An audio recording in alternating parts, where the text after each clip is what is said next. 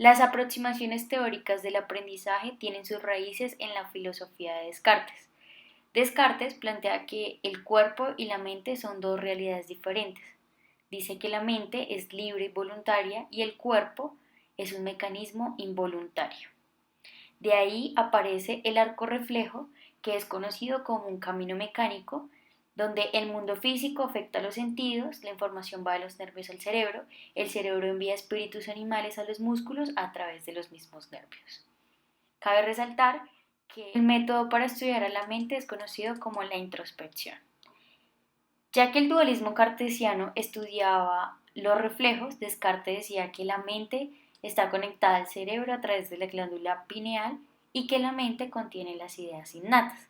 De esta manera surge el innatismo y al mismo tiempo la discusión sobre el papel de la experiencia con los empiristas, que son los mismos asociacionistas británicos, quienes promueven el estudio experimental de la mente, diciendo que ya que el conocimiento proviene de los sentidos, solo puede proveer sensaciones. De esta manera, los asociacionistas son criticados por cómo se forman las ideas complejas y resuelven esta crítica a partir de los principios de asociación de Aristóteles, que son contigüidad, semejanza y contraste. Ya que los asociacionistas británicos dieron paso a la psicología experimental, los primeros experimentos psicológicos trataban de explicar cómo los impulsos sensoriales pasaban del mundo físico al mundo mental, por lo que emergieron tres corrientes de estudio. La primera fue la intensidad de las sensaciones, donde Fechner creía que la psicofísica era la forma de medición de las sensaciones. La segunda fue la cualidad de las sensaciones, donde Müller afirmaba que lo que distingue una sensación de otra no es el estímulo, sino el nervio con que se estimula. Y por último, la combinación de las sensaciones. En cuanto al estudio del cuerpo, los fisiólogos Sechenov y Pavlov estudiaron la conducta por medio de los reflejos. Sechenov realizó un experimento con una rana en el cual descubrió que existían mecanismos de inhibición y excitación. A partir de los reflejos se les consideró como un proceso complejo modificado por las señales del entorno. A su vez, Pavlov, un fisiólogo ruso, que mostró cómo la experiencia podía modificar los reflejos a través de su estudio del reflejo de salivación en perros. A Pavlov le empezó a interesar este tipo de reflejos del psiquismo, aunque no le correspondieran como fisiólogo. Es así como surgió el condicionamiento clásico, en donde colocó un perro en una habitación aislada, un tubo para registrar la saliva, un recipiente con comida y quisieron averiguar si un estímulo neutro podía convertirse en señal de que la comida iba a aparecer, por lo que entregaron el estímulo neutro, es decir, el sonido de la campana, justo antes de que se le entregara la comida, y tras varias repeticiones comida-campana, descubrieron que el perro salivaba solo con el sonido, es decir, que el estímulo neutro se había convertido en un estímulo condicional que provocaba una respuesta condicional. Para Pavlov, este procedimiento básico de condicionamiento clásico tenía un papel importante en la sobrevivencia.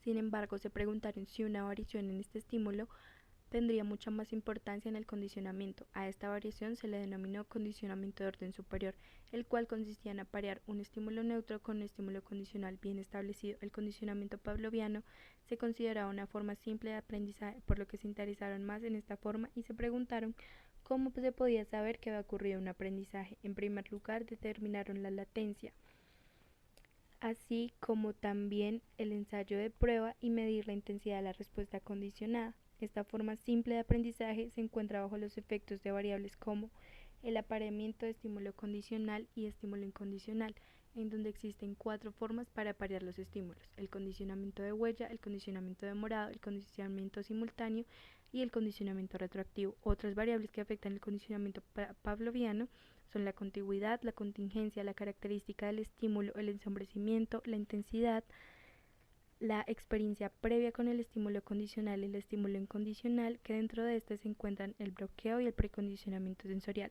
Y por último, el número de pareamientos de estímulo condicional y estímulo incondicional.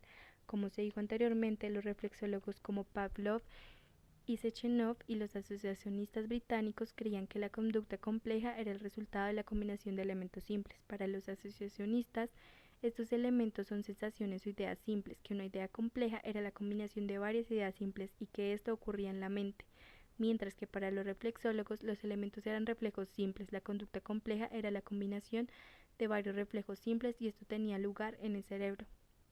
Pavlov, además de su gran aporte sobre el estudio del condicionamiento clásico, fue el primero en hablar sobre el refuerzo en dos formas. La primera de ellas como operación, refiriéndose a la presentación del estímulo incondicional en contigüidad con el estímulo condicional, y como proceso, a la relación temporal que se produce entre los estímulos. Un aspecto importante acerca de la asociación mental y la fisiología como explicaciones de la conducta compleja viene dado por su común naturaleza estructural. El estructuralismo hace referencia a un compuesto formado por elementos. Existen de manera similar muchas formas de estudiar y conocer la conducta de animales y del individuo. De esta manera, cuando hablamos de estructuralismo, hacemos referencia a una explicación molecular. El paradigma molecular surge de los estructuralistas y determina los factores que fortalecen o debilitan una respuesta, fraccionando la conducta en estímulo, respuesta y consecuencia, siendo la contigüidad una de las características principales de este paradigma, ya que la fuerza de la respuesta es igual a la probabilidad de la ocurrencia que corresponde a la tasa de respuestas, que es la forma de medición de este paradigma. La psicología de la Gestalt nació como reacción al aspecto estructuralista de la psicología alemana. Los psicólogos de la Gestalt se centraron en el estudio de las entidades totales y no de las partes. Ciertamente, estos psicólogos eran mentalistas, pero defienden que no existía únicamente los procesos mentales. Según ellos, la conciencia es isomorfa con los procesos que se desarrollaban en el cerebro. De esta manera pasaron a postular ciertos procesos físicos en el cerebro. Al hablar de la Gestalt hablamos de una explicación molar. La aproximación molar proveniente del mentalismo y la Gestalt nos ofrece una aproximación distinta acerca del estudio del comportamiento.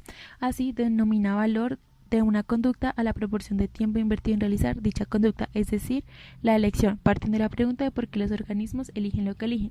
Todo organismo distribuye sus respuestas a la que tenga el mayor valor posible, escogiendo entre paquetes conductuales. Se añade la idea de continuidad de relaciones ordenadas que emergen como un flujo agregado en el tiempo. La forma de medición de la explicación molar es la duración de las conductas en momentos continuos, los cuales pueden tener o no tener una conducta inmediata. Recordando la aproximación molecular antes nombrada y esta la molar, en ambas explicaciones, el ambiente del organismo es reducido a un conjunto de respuestas asociadas u consecuencias predeterminadas. El dato básico en ambas perspectivas es la distribución temporal de tales respuestas. Sin embargo, la interpretación de los datos son diferentes. Mientras en la molecular se fundamenta en la contingencia de tres partes, la molar analiza la asignación de tiempos a las posibles respuestas y su relación con paquetes conductuales. Otra escuela que hace referencia a lo mental es el funcionalismo. Su relación proviene de la teoría de Darwin, que decía que los organismos más capaces de sobrevivir crecen en número y aquellos que no tienden a decrecer.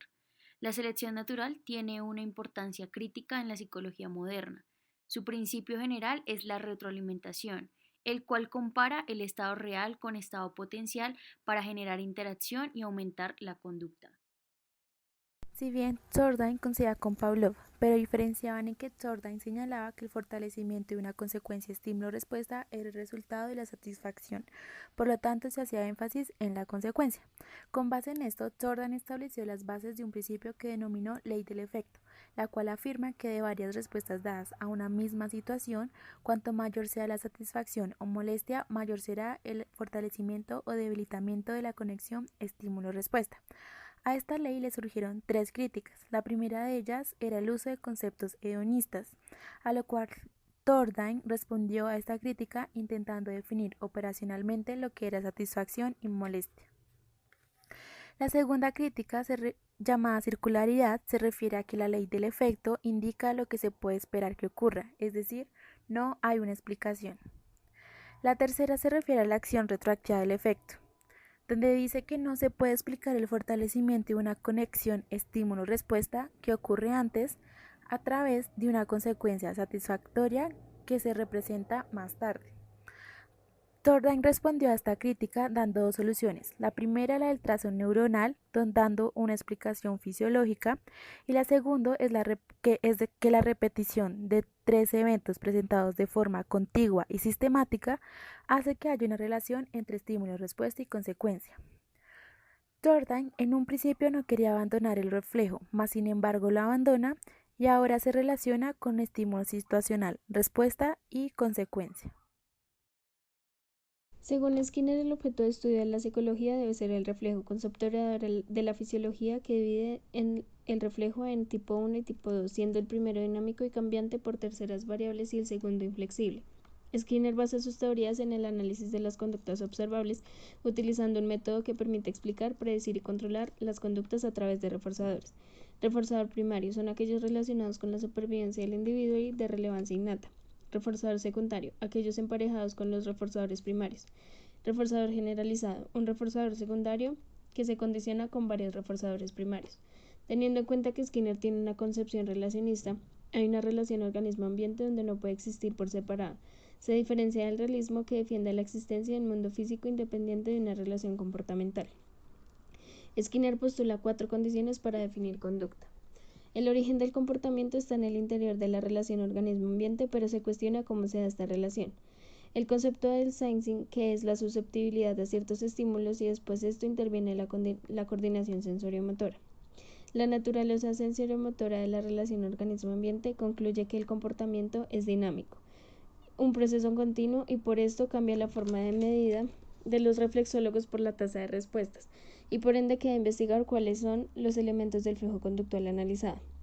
El camino para analizar el flujo comportamental es crear unidades de análisis que son evento comportamental. La unidad de análisis más elemental en el conductismo radical son las respuestas. Sin embargo, el primer recorte realizado por el análisis del comportamiento constituye un episodio comportamental, que es la relación entre eventos comportamentales y eventos ambientales. Estado comportamental. Un estado comportamental describe tanto una regularidad a responder como una tendencia a ocurrencia de episodios comportamentales.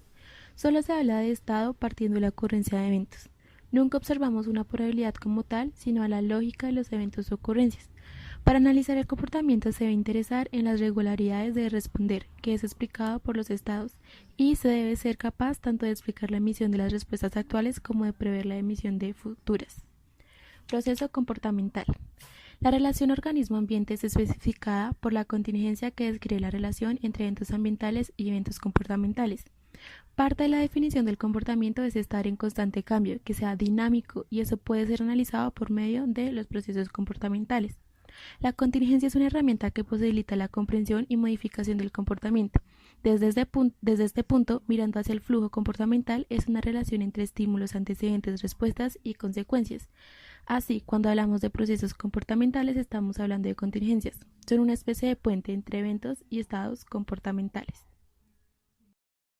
Se realizaron 4 críticas de Skinner. La primera, la clasificación de respuestas clásicas y operantes. La segunda, los eventos se clasifican en primarios y secundarios, lo que lo hace ser realista porque el reforzador primario le da existencia propia sin que exista respuesta.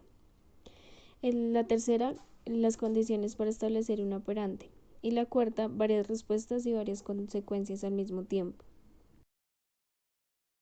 Recordando el condicionamiento clásico, donde su unidad básica es el reflejo, el condicionamiento operante estímulo-respuesta, su unidad básica es la operante, donde la conducta opera en el ambiente en una relación de triple contingencia, estímulo-respuesta y consecuencia. El operante se puede estudiar por medio de procedimientos de ensayo separados o operante libre. Hay 4 procedimientos: reforzamiento positivo y negativo o castigo positivo y negativo. En el moldeamiento, que se refiere a conductas nuevas, se establecen nuevas respuestas e implica aproximaciones sucesivas, donde hay 3 clases de respuesta: acercarse, tocar y palanqueo. En el encadenamiento se establecen repertorios de comportamiento más complejos que requieren cadenas de respuesta, donde la misma consecuencia es el nuevo estímulo discriminativo hacia adelante o hacia atrás.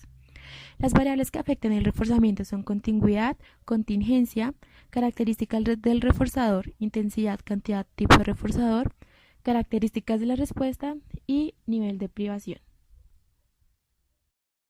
¿Hace el condicionamiento operante es el reflejo? La respuesta es no. El condicionamiento operante, al ser afectado por estas variables, resalta que lo esencial es el proceso de aprendizaje. En este tiempo aparece Hume, haciendo referencia sobre las bases de la causalidad. De esta manera explica que el modelo causal se rige bajo 3 características: sucesión, conexión necesaria y contigüidad. Cabe aclarar que se presentaron problemas, ya que se decía que la contigüidad no siempre implicaba causalidad, y esta a su vez generaba constructos hipotéticos.